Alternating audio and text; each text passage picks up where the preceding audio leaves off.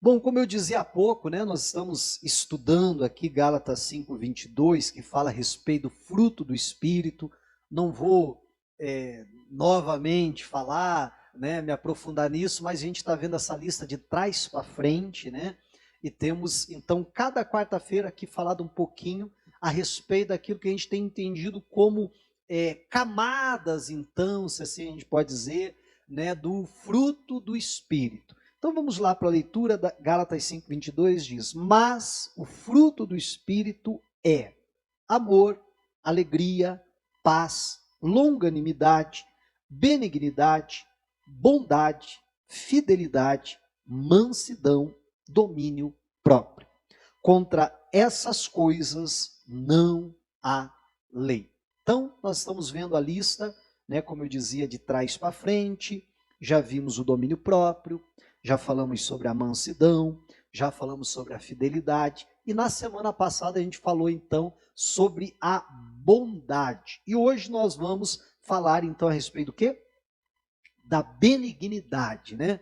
E desde a semana passada eu falava que tanto na língua portuguesa quanto na língua grega, que foi escrito o Novo Testamento, os originais da Bíblia foram escritos na língua grega, tanto em uma língua quanto em outra, são sinônimos, né?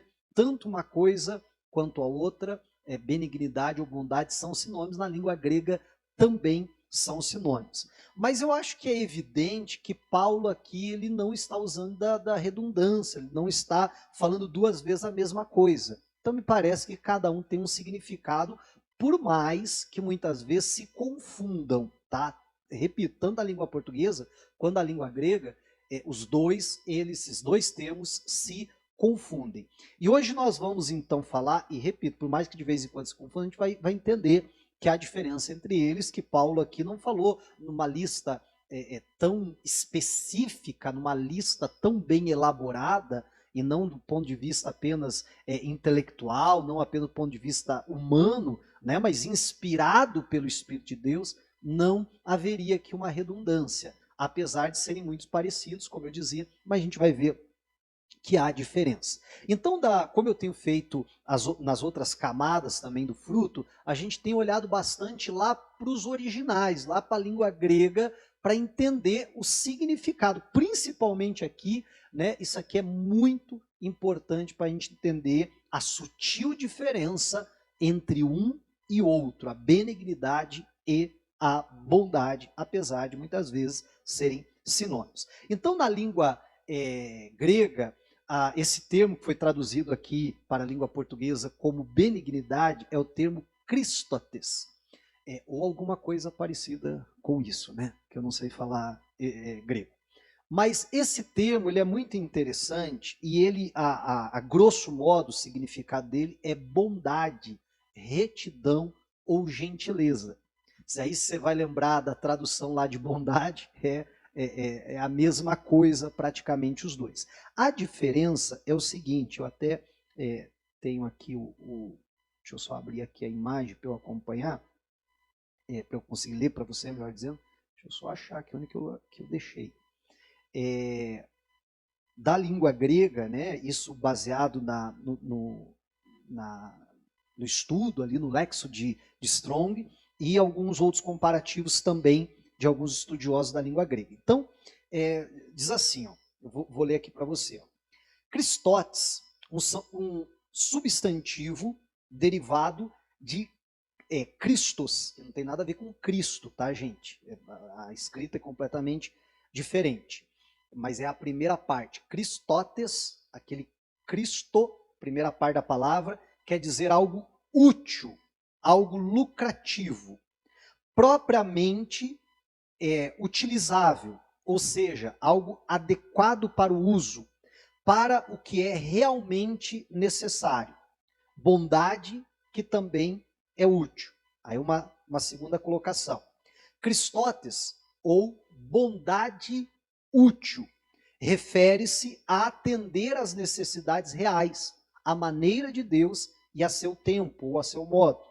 Portanto, Christotes é listado como um fruto do Espírito em Gálatas 22, 5:22, como acabamos de ler, né? é a bondade produzida pelo Espírito que atende à necessidade e evita a aspereza ou a crueldade ou ainda a malignidade humana.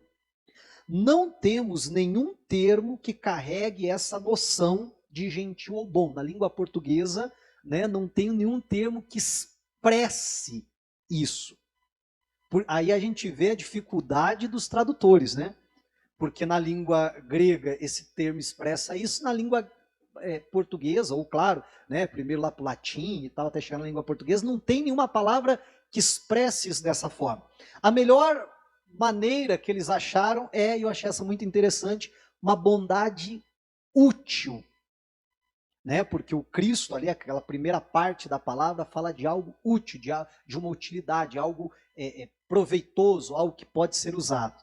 Então, né, a benignidade aqui é essa bondade útil. É interessante que a gente vai ver na Bíblia, a gente vai ver isso daqui a pouco, porque eu não quero que isso fique muito técnico, tá? Eu estou voltando aqui os originais, né? E a intenção é justamente a gente entender o que estava lá na cabeça de Paulo quando ele escreveu. Amém? Inspirado pelo Espírito de Deus, mas o que ele tinha em mente quando escreveu isso? Eu acho que esse é o mais importante do que até como na língua portuguesa ficou traduzido. Então é justamente isso, essa bondade útil, essa bondade que eu penso que ela vai além de nós, ela transborda, né, em ações, em atos. E a gente vai ver em outros dois textos, aonde a Bíblia utiliza essa mesma expressão, e a gente vai ver que isso fica muito claro na Bíblia, mas daqui a pouquinho a gente continua que vai para lá e você vai entender. Mas olha só, na semana passada, na verdade nas semanas anteriores, a gente vem construindo já esse entendimento, né? E eu tenho fundamentado bastante por que a gente tem visto essa lista de trás para frente. Mas tudo começa com o domínio próprio, eu controlar minha carne, depois a mansidão, eu controlar os meus sentimentos, aí passa pela fidelidade, o caráter de alguém confiável. Aí a gente na semana passada falava de bondade e mais uma vez algo ligado ao caráter. E aí na semana passada, quando a gente falava de bondade, a gente falava de algo no meu interior, no meu ser que é transformado. E quando isso é transformado, então eu não faço uma boa ação porque a religião manda. E eu até dizia que algumas religiões ensinam, né, que para você ser salvo você tem que fazer boas ações. Não é isso? Ou para você elevar o seu espírito, qualquer coisa parecida, você tem que fazer boas ações. Então, às vezes, a pessoa faz o bem para o outro, faz uma boa ação para alguém, mas não porque necessariamente aquilo foi produzido num coração bondoso. Mas, na verdade, eu uso a miséria daquela pessoa para ganhar uma vantagem. Então, eu faço bem para alguém, mas, na verdade, eu não quero o bem daquela pessoa, eu quero o meu bem. Eu quero a salvação, eu quero ser elevado, eu quero ser reconhecido de alguma forma, então eu começo a fazer isso. E aí nós falávamos que a bondade bíblica aqui, que é o assunto da semana passada, só estou recapitulando, precisa ser algo do nosso interior. Precisa ser fruto de um coração bondoso. Amém? De um coração que quer o bem das pessoas. Eu vou ajudar o outro, não é porque eu vou me beneficiar com isso, eu vou ajudar o outro porque eu quero ajudar o outro. Porque eu estou pensando, então, naquela pessoa, no bem-estar dela. Aí, superado essa fase, ou produzida essa camada, aí a gente chega na benignidade, que é uma bondade, né? Os dois são sinônimos ali, como eu dizia, mas é uma bondade nesse sentido útil. Algo que produz algo, que faz alguma coisa. Quando aquilo começa a sair daqui dentro, porque eu posso ter um coração muito bom, querer o bem das pessoas, mas se eu não fizer nada por elas, aquilo só está aqui dentro. Aquilo só produz bons efeitos em mim, não é verdade? Mas quando aquilo começa a ir para fora, e aí repito, que não pode inverter a ordem, né? O que não pode é eu fazer sem ter a essência de um coração bom. Mas quando eu tenho um coração bom e eu faço porque foi gerado um coração bom, aí a gente chega onde, né, Deus quer e Deus espera de nós. Como eu dizia, a gente vai ver aqui um outro texto, e eu peço que você abra a Bíblia em Romanos, capítulo de número 3 e versículo de número 9, aonde um outro texto do Novo Testamento, onde essa expressão Christotes é usada, tá? Eu ora falo benignidade, eu falo bondade útil, porque é o termo aqui que os estudiosos utilizaram. Eu achei interessante, né, essa expressão. Mas vamos lá, para Romanos capítulo 3, versículo de número 9. Só para a gente entender o que está acontecendo, primeiro Paulo está falando aqui que não há diferença ou não há vantagem entre o judeu e entre os gentios, né? Então ele diz assim, que se conclui, temos nós alguma vantagem, nós, né, vamos lembrar que ele era um judeu, nós como judeus temos alguma vantagem sobre os gentios, ou como ele chama aqui sobre os gregos? Não, de forma nenhuma, pois já temos demonstrado que todos, tanto judeus como gregos, o quê? Estão debaixo do pecado. Me perdoe a expressão, mas é tudo farinha do mesmo saco, não é isso? É ser humano igualzinho, cheio de pecado, cheio de erro, e todos nós estamos debaixo do pecado. Aí a Bíblia diz, olha só, como está escrito. Aí o escritor de Romanos, ele faz menção num texto do Antigo Testamento, que é um protesto de Deus contra a nação, tá? Antes da gente começar a ler, vamos parar e pensar, né? O seu marido, a sua esposa já fez um protesto contra você? Ou os filhos para os pais, os pais para com os filhos? E o que eu quero dizer com isso, né? É quando alguém chega dizendo, mas você, poxa vida, você não me ajuda, você podia fazer mais isso, você podia agir dessa maneira. Alguém já passou por isso? Não? Já? E aquele protesto, aquela reclamação que a pessoa está fazendo, então através daquela reclamação, você consegue perceber qual era, o que aquela pessoa esperava de você. Não é isso? Através daquela reclamação, daquele protesto, você percebe então qual era o comportamento, qual era a atitude que aquela pessoa então esperava de você. Aqui não é diferente. Deus está fazendo um protesto contra o ser humano e com isso a gente observa o que é que Deus esperava de nós. Está entendendo?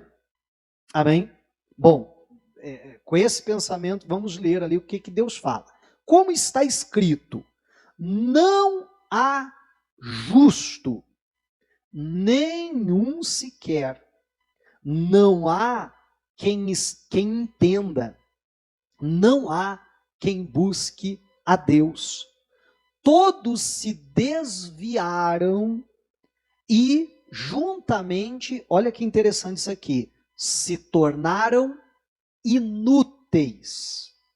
Não há quem faça o bem.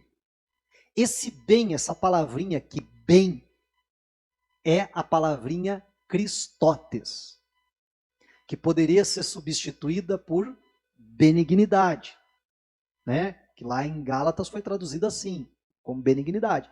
Em outros textos do Novo Testamento, esse mesmo Christotes foi traduzido também como bondade, porque todos são sinônimos. Mas eu gostaria que você olhasse para esse texto dessa forma, não há quem faça lá no original, Christotes.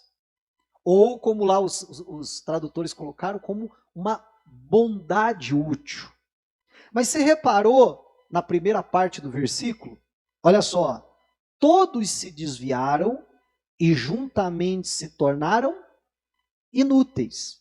Não há quem faça a bondade útil. Você está entendendo? Olha que interessante isso aqui, né? Não há quem pratique a benignidade, não há quem faça a bondade, né, que vai abençoar, que vai socorrer, que vai ajudar as pessoas. Não há ninguém que faça isso. Esse é o protesto de Deus. Então, o que Deus esperava? Né? Que em nós houvesse o bem, o Christotes, a bondade útil. Porque senão, como Deus está dizendo, nós acabamos nos tornando inúteis. Inúteis para o reino dos céus e inúteis para as pessoas que nos cercam.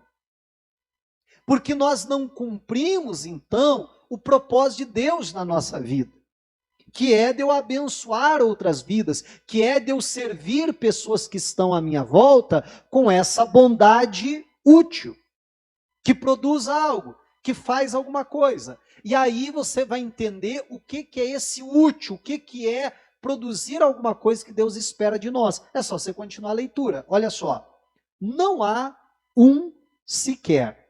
Aí a Bíblia vai descrever desses que não têm o bem, que não têm a benignidade, que não têm a bondade útil. Amém? O que eles fazem? Aí a Bíblia diz: a garganta deles é sepulcro aberto. Com a língua enganam, veneno de víbora está nos seus lábios. A boca eles a têm cheia de maldição e amargura. Vamos parar por aí. Então Deus está dizendo: olha, não tem ninguém que tenha benignidade, Cristóteles, bondade útil. Por isso se tornaram inúteis. E por que isso aconteceu? Porque a boca deles, aí vamos ver, primeiro, ou melhor, falar garganta primeiro, tudo no sentido das nossas palavras, que sai da nossa boca, né? A garganta deles é um sepulcro aberto. O que é um sepulcro aberto? É o que só tem imundície, podridão, não é isso? Né? Sujeira, é isso. Só sai aquilo que não presta. Aí diz mais: com a língua engana. Então não fala a verdade, não fala de acordo com aquilo que a palavra de Deus diz. Porque a Bíblia diz, né, que a palavra de Deus é a verdade. Então, quando eu não falo de acordo com a palavra, não, pastor, mas é o que está acontecendo, é o que eu estou vendo. Tá bom, mas o que você está vendo está de acordo com a palavra? Não. Então não tem que falar o que eu estou vendo, tem que falar o que a palavra de Deus diz. Conforme a palavra declara. Amém? Em nome de Jesus. Meu irmão, eu tenho me deparado com muitos irmãos da igreja que são extremamente pessimistas. E naquilo que falam, só vão falando coisas pessimistas, contrárias à palavra. Aí a pessoa pede uma oração, se acaba de orar, termina de orar pela pessoa. A pessoa está te contando o problema. Até ali tudo bem, olha, pastor, eu estou passando por isso, por isso, por isso. Não, mas nós vamos orar em nome de Jesus. Eu creio que Deus é poderoso para mudar essa situação. Você crê que Deus é poderoso? Ah, eu creio. Então vamos orar. Terminamos de orar. Amém, glória a Deus. Pastor, mas o problema é muito sério, porque está assim, porque está assim. Não, irmão, mas a gente acabou de orar. Em nome de Jesus, creia que esse mal, Deus já fez milagre. Ah, se Deus quiser, né, pastor? Se Deus quiser, mas é complicado, né? Não, irmão, que Deus quiser, não. Deus quer. Nós não acabamos de orar determinando isso, crendo naquilo que a Bíblia diz. Ah, não, né? Mas se Deus quiser, mas não é fácil. Meu irmão, a Bíblia diz que nós comemos do fruto daquilo que os nossos lábios produzem, do fruto dos nossos lábios. Se eu só falo coisas negativas, é isso que eu vou viver. E aí você perceba que o que Deus está falando aqui é que essa benignidade passa pelas minhas palavras, por aquilo que eu falo. Porque aquilo que eu falo pode abençoar vidas, como pode destruir vidas. Pode levantar ou pode derrubar. Sim ou não? Então, olha que coisa séria. Então, eu falar coisas positivas, e não só num positivismo abstrato, mas, sabe, falar aquilo que eu creio, falar aquilo que a palavra de Deus diz, eu não estou sendo útil para as pessoas da minha volta. Eu não estou tendo essa bondade útil, eu não estou sendo alguém benigno. Você está entendendo em nome de Jesus? É isso que Deus espera de nós. Aí a Bíblia diz: com a língua enganam, veneno de víbora está nos seus lábios. Sabe quando alguém começa a falar mal do outro, aí você diz: o veneno está escorrendo. Não é assim que a gente fala? Né? Chega a estar escorrendo o veneno canda a boca. E a Bíblia diz que a boca dessas pessoas que não têm a benignidade, que não têm o Cristóteles, acho que essa altura do campeonato, você entende o que eu quero dizer com isso? Né? Vive com veneno na língua. Vive, né, como a gente costuma dizer, o veneno escorrendo do cano da boca, e fala mal de um, e fala mal do outro e tal, né, e só fala que não presta. Olha, diz mais. A boca, eles a têm cheia de maldição e amargura. Aí, como eu dizia, é triste você conversar com alguém assim. né? Porque só sai amargura, só sai que não presta, e tal, não, porque esse tempo, não, porque isso, não, porque aquilo, não, porque aquele outro, não, porque aquilo mais, e tal, e só reclama, só sai amargura. Sem ficar muito tempo conversando com a pessoa, você fica deprimida. Mas não é verdade que você só sai o que não presta, só sai amargura, só sai maldição, não, porque não vai dar certo, não, porque não vai conseguir, não, porque não sei o que lá. Esses dias atrás, eu tô meio linguarudo também, né? Mas esses dias atrás tinha duas irmãs conversando. Olha só. Aí, primeiro chegou uma. Aí eu conversei com ela, tá um dia assim, típico de Curitiba, né? Tinha meio nublado, assim, um pouquinho mais fechado até que está hoje.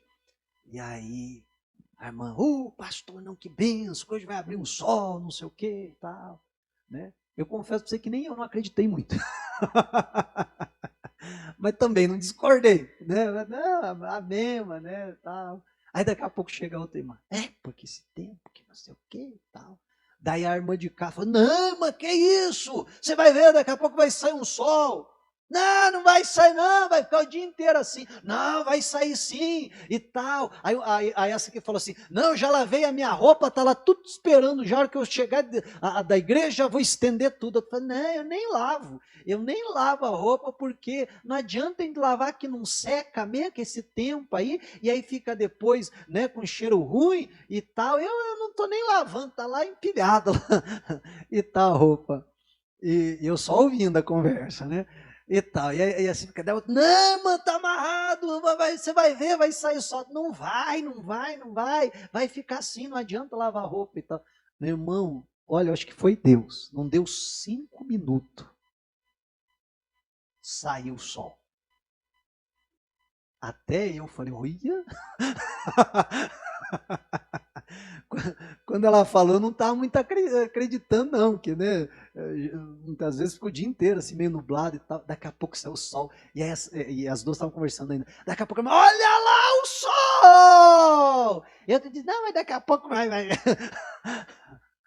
vai ficar nublado, você vai ver, e tal. Aí uma tá com a roupa toda lavada, chegou em casa e estendeu, e a outra, não vou nem lavar, porque aí é a diferença, você está entendendo? Da pessoa negativa e da pessoa positiva. Aí é que está a diferença. E aí a pessoa diz, é porque eu sofro. Mas é esse negativismo que leva a pessoa a sofrer. Né? E aí a pessoa começa a falar e começa a sair, amargura, maldição. Não, saiu só agora, mas você vai ver, daqui a pouco vai ficar nublado de novo. Vai ficar tão feliz quando o sol resolve aparecer, né? Por que eu tenho que falar que ele vai embora? Mas você está entendendo? Então, nós precisamos ver o que está saindo da nossa boca, porque isso reflete, meu irmão, como é que está o nosso coração. Se há em nós esse fruto do Espírito, se há em nós essa camada benignidade, aí fala mais, que não para só nas palavras. 15. Os seus pés são velozes para derramar sangue. Nos seus caminhos há destruição e miséria. Aí, além da Bíblia falar da fala, da língua, da garganta, do veneno que sai, da amargura que transborda e tal. Agora a Bíblia diz também a respeito das nossas ações, que quando a Bíblia diz dos nossos passos, do nosso caminho, é isso, né? A nossa maneira de viver. E a Bíblia diz que essa pessoa que não tem a benignidade, a bondade útil, que os seus pés são velozes para derramar sangue, que nos seus caminhos há destruição e miséria. Olha só, a Bíblia fala, né, que a mulher sábia, ela edifica a casa, e a tola, com as próprias mãos, com as próprias atitudes, a destrói. Geralmente a gente lembra só da primeira parte. A mulher sábia edifica a casa. Sim, mas não pode esquecer da segunda parte do versículo. E a tola, com as próprias mãos, a destrói. Amém? Nós não podemos ser esse que destrói, que no nosso caminho há destruição, que no nosso caminho há miséria, há sofrimento, há toda espécie de males. Quer dizer que as nossas atitudes produzem isso, que as nossas atitudes derramam sangue, ferem pessoas, afastam pessoas de Deus. Agora perceba que o protesto de Deus tudo começa, se tornar inúteis. Não há ninguém que faça o bem, não há ninguém que pratique o Christotes, essa bondade útil. É isso que nós precisamos ter. Aí quando nós comparamos esse texto, né, de Romanos com Gálatas, aí a gente entende bem do que é que Paulo tinha em mente quando falou aquilo. Que é algo, meu irmão, que vai além do meu interior. E aí, repito, perceba toda a construção que a Bíblia vai dizendo. Eu tenho que controlar minha carne, controlar os meus sentimentos, e aí isso vai transformando o meu caráter. Quando o meu caráter é transformado, então isso começa a transbordar na vida das pessoas. De que forma? Pela maneira de eu falar, pela maneira de eu agir. E mais, olha só, diz assim, ó, eles não conhecem o caminho da paz. Não há temor de Deus diante de seus olhos. E aí a Bíblia vai falar de um temor de Deus, mas vai falar desse temor de Deus diante dos olhos da pessoa. Então, a Bíblia fala das nossas palavras, daquilo que a gente fala, das nossas ações, dos nossos caminhos, dos nossos passos, e até mesmo da nossa maneira de enxergar, da nossa maneira de ver a vida, da nossa maneira, da nossa visão de mundo, da maneira que nós enxergamos até mesmo as pessoas, que têm que ter o temor de Deus diante dos nossos olhos. Amém? Não olhar para alguém e dizer, ah, não, esse aí sempre foi assim, esse aí não tem jeito. Não, mas é olhar para aquela pessoa com o temor de Deus nos nossos olhos. Olha, humanamente pode não ter jeito, mas Deus é poderoso para pegar aquela vida e transformar em nome de Jesus Cristo. Olhar para as situações com esse temor de Deus. Então essa bondade útil fala, como nós estamos vendo aqui, das nossas falas, das nossas ações e da nossa visão. E diz também que se nós não tivermos, nós seremos alguém inútil. Alguém que só viveu para si, alguém que só se preocupou com o seu bem-estar, passou por essa vida. Mais um. Meu irmão, você já parou para pensar quantos bilhões de pessoas há no mundo? Se a gente passar por essa vida só pensando no nosso umbigo, mais um. Não fez diferença nenhuma. Se tornou alguém inútil. Mas quando nós começamos, fruto de um coração cheio de Deus, cheio da presença de Deus, com a bondade, a mudar a nossa maneira de falar, a mudar a nossa maneira de agir, a mudar inclusive a nossa maneira de enxergar, aí nós vamos nos tornar alguém útil, pois vai estar operando a bondade útil, vai estar operando a benignidade, vai estar operando o Christotes. E é isso que Deus espera de mim e de você. Bom, eu falei que eram 2 textos, deixa eu ir para lá para a gente fechar para o próximo. Colossenses, capítulo de número 3 e versículo de número 12. Colossenses 3, 12.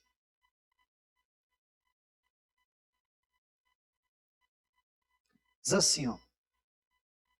Portanto, como eleitos de Deus, santos e amados, isso aqui é para alguém aqui? Eleito de Deus, santo e amado ou não? Amém. Portanto, como eleitos de Deus, santos e amados, revistam-se, encha o seu interior de profunda compaixão, de bondade, essa bondade aqui é o Christotes. Interessante que aqui na Nova Almeida está como bondade. Olha só na corrigida como é que foi traduzido. De benignidade. Vou ler o versículo desde o começo. Revistam-se, pois, como eleitos de Deus, santos e amados, de entranhas, de misericórdia, de benignidade. Você vê como os dois são sinônimos, de fato? Né? Ora traduzido como bondade, ora traduzido como benignidade, e até como nós vimos lá em Romanos, como bem. Alguém que faça o bem, alguém que seja bondoso, alguém que seja benigno. Né? Vou voltar para Nova Almeida, porque é a tradução que a gente estava. De bondade, de humildade, de mansidão e de paciência. Então a Bíblia diz que cada um de nós que fomos eleitos por Deus, que somos santos. Qual que é o terceiro lá que eu esqueci? Eleitos de Deus, santos e amados. Nós que fomos eleitos, somos santos e amados, o que nós vamos fazer? Nos revestir profundamente, encher o nosso interior dessas coisas. Interessante que a maioria delas são qualidades lá do fruto do Espírito, né? Então, de compaixão, de bondade, que é o que a gente está falando hoje, ou benignidade, ou Cristóteles, de humildade, de mansidão, de paciência. Porque quando eu encho o meu interior de tudo isso, então é possível isso aqui, ó.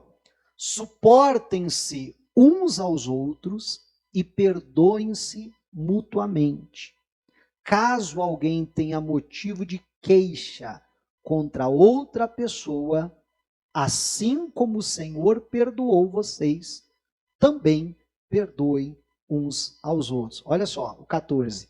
E acima de tudo isso, não é à toa que, segundo o nosso estudo, o amor vai ser o último. Acima de tudo isso, porém, esteja o amor, que é o vínculo da perfeição. Aí chegou no amor, aí você alcançou aquilo que Deus quer, o vínculo da perfeição.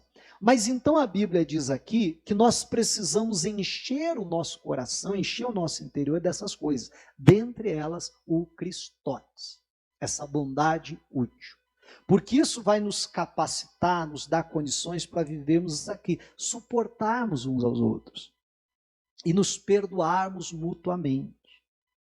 Eu sempre falo isso, meu irmão, num ambiente que envolve pessoas, seja o ambiente que for, seja o ambiente do trabalho, da vizinhança, da igreja, da família, seja qual for.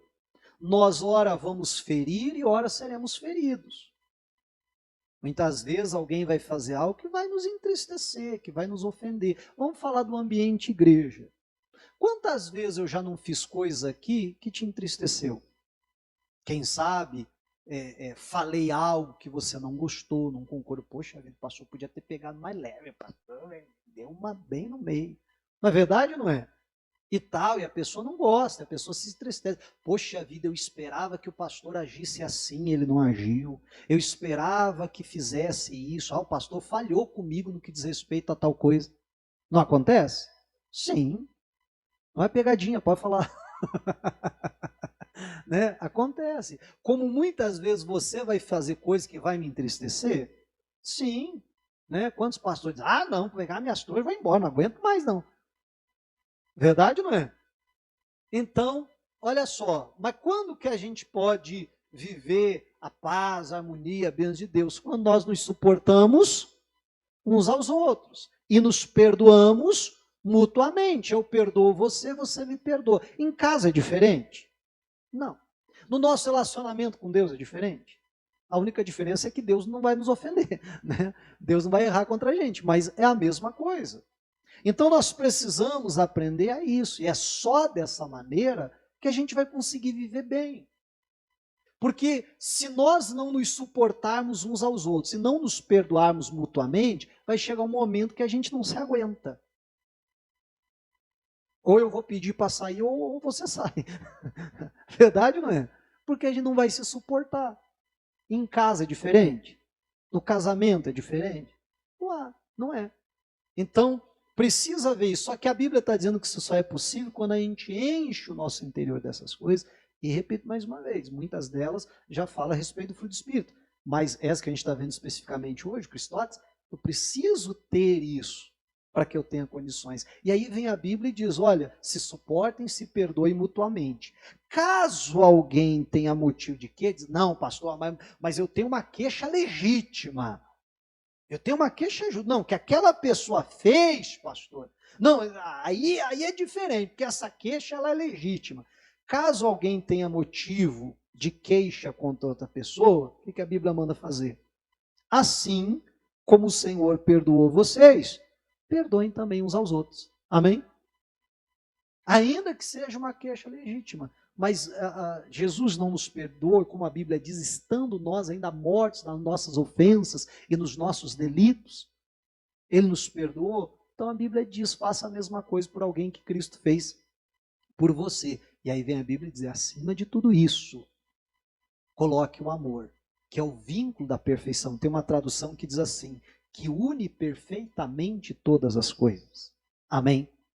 O amor, quando ele vem, então, ele faz com que pessoas imperfeitas possam se amar e se unir perfeitamente. Amém? Mas nós precisamos dessa benignidade, dessa bondade, que é útil no sentido de abençoar outras pessoas, de ser útil para o reino dos céus. Aí vimos, com as nossas falas, com as nossas ações, inclusive pela maneira que a gente olha. Tendo o temor de Deus diante dos nossos olhos. Amém? Diga a glória a Deus e vamos aplaudir a Jesus.